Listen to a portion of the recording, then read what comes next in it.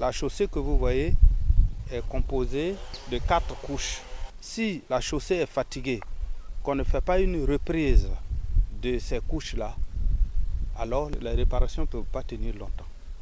Lorsque le débroussaillement des accotements n'est pas fait, l'eau superficielle de ruissellement va stagner quelque part sur la chaussée. Pour chaque projet de route, il y a une durée de vie qu'on définit ou bien qu'on attribue à chaque construction ou bien projet de route. Ici, par exemple, la construction est bien faite avec le respect du paysage. Mais la plupart de la construction de chez nous en Afrique ne respecte pas les réalités du terrain. Et après 2 ou 3 ans, on se retrouve à des voies dégradées qui sont fissurées. Et il y a des retraits ou des nids de poules sur nos voies. C'est-à-dire des fissures ou bien des mauvais drainages qui manquent d'entretien. Cela est dû à quoi? Cela est dû à la mauvaise gestion ou bien à la mauvaise pratique. Parce que pour la construction de nos voies, on tient compte des normes françaises, européennes ou de l'Occident. On ne cherche pas à comprendre quels sont les effets ou bien qu'est-ce qu'est la dégradation sur nos voies. Et nous réalisons, et après 2 ou 3 ans, nos routes se retrouvent en face d'une grande dégradation qu'on n'arrive pas à expliquer. Par exemple, on utilise des normes de l'Occident ou bien asiatique qui ne répondent pas aux réalités du terrain en Afrique. Parce que le climat en Afrique est différent par rapport à l'Asie, à l'Europe. Il neige en Europe, mais il ne neige pas en Afrique. Bien, on doit chercher quelles sont les causes de cette dégradation. Pour cela, je vais essayer de définir qu'est-ce que la dégradation, quelles sont les causes de la dégradation, quels sont les types de dégradation, quelles sont les solutions à apporter pour éviter les dégradations sur nos voies en Afrique. C'est quoi alors la dégradation? La dégradation des routes en Afrique est un problème complexe qui est influencé par la combinaison des facteurs naturels, humains et économiques. Les principales causes incluent des séchages des véhicules ou les conditions climatiques, le manque d'entretien et des erreurs de conception. Cause de la dégradation. On a des facteurs naturels comme le climat, sous forme de fortes précipitations, la chaleur intense et l'humidité peuvent endommager les routes, surtout les drainages.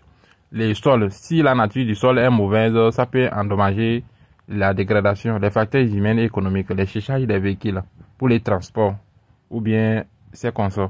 L'entretien, un manque d'entretien est insuffisant pour Tadif.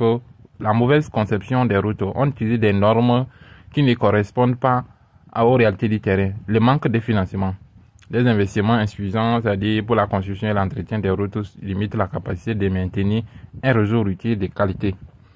Les conséquences de la dégradation, les conséquences négatives sur l'économie, la sécurité routière et la qualité de vie. Elle entrave la mobilité et augmente les coûts des transports. Comme ici.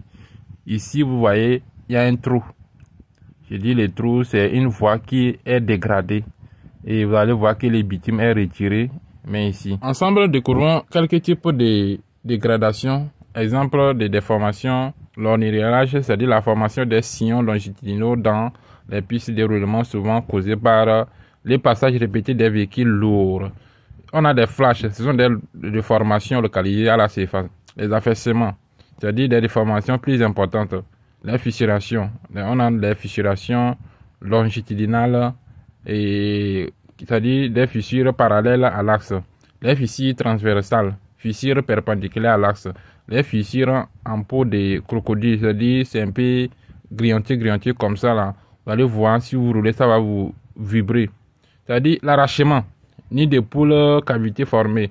Il y a les pélades, arrachement des couches des surfaces. Les ressiages, c'est-à-dire les remontées des bitumes. Autres dégradations comme tôle ondulée, ravinement, haussure. Ces dégradations peuvent être causées par des divers facteurs, notamment le trafic, les conditions climatiques, la qualité des matériaux utilisés et l'entretien des réseaux routiers. Les techniques de réparation, c'est-à-dire on a le colmatage des fissures. Il s'agit d'une technique préventive pour imperméabiliser la chaussée et éviter les bouchages des trous, nids de poules. Les nids de poules peuvent être, c'est-à-dire réparés par des applications d'enrobés et à les reprofilage aussi. Nous avons aussi des purges. Si la dégradation est importante, une purge peut être nécessaire. La rénovation de la couche de roulement, les traitements de vivres, l'enrobé projeté. C'est une technique qui permet de réparer rapidement, c'est-à-dire en durable de projetant des mélanges. Les facteurs considérés sont, c'est-à-dire la nature de la dégradation, les types de routes, les contraintes de circulation. Si je parle des contraintes de circulation, ce sont les travaux qui doivent être effectués de manière à minuscule. Les contraintes de circulation, les travaux doivent être effectués de manière à minimiser. C'est-à-dire les budgets disponibles aussi. L'entretien préventif des routes. Il est recommandé d'inspecter régulièrement l'état des chaussées, c'est-à-dire les colmatages des fissures, et il est essentiel de maintenir les bons. En résumé, la réparation des dégradations sur les routes nécessite une approche méthodique et tenant compte de l'état de la chaussée. Sur le plan général, pourquoi les routes goudronnées s'y fissurent-elles? C'est-à-dire les premières causes sont la mauvaise conception ou déconstruction des fondations mal compactées, les épaisseurs insuffisantes pour le trafic prévu, les drainages défaillants, c'est-à-dire les infiltrations des eaux et instabilité. Deuxième cause, c'est les conditions climatiques extrêmes, la dilatation et contraction du bitume, chaleur froid, cycle de gel ou dégel. Troisième cause, séchage des trafics, les camions trop lourds, les répétitions constantes des charges. Quatrième cause, infiltration de l'eau. Et cinquième cause serait le vieillissement du bitume. Avec le temps, les liens qui s'oxydent deviennent rigides et fissures.